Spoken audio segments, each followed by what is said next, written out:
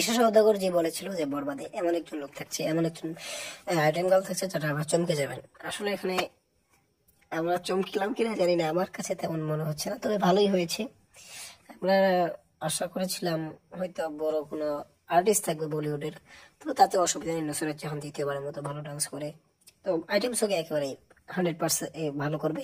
তবে তিনি পৌশালীদের একটা ইন্টারভিউতে তিনি নিজে স্বীকার করেছেন এবং কৌশলেও যে কৌশলে এটাকে বের করে নিয়েছেন আসল সত্যটা কি, এবং সে নিজের মুখে স্বীকার করেছে হ্যাঁ সাকিব ভাইয়ের সাথে এটা দ্বিতীয় কাজ।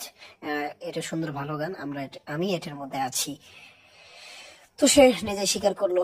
অনেক জল্পনা কল্পনার পরে জানা গেল যে এখানে নুসরাত জাহানই রয়েছে। তবে বরবাদে নয় শেরে হবে, তাণ্ডবে হবে, একটা তো নয় বলিউডে তো আসবে, আস্তে আস্তে তো আগাচ্ছে নাকি। বাজেট ছিল কই 1 কোটি, তারপরে দরদে আসছিল 4 কোটি, তুফানে হলো 6 কোটি, রাজকুমারে 10 কোটি, এই 8 কোটি, এবং বরবাদে 15 কোটি। আগাচ্ছে আগাচ্ছে, বাংলা সিনেমা আগাচ্ছে। ধন্যবাদ।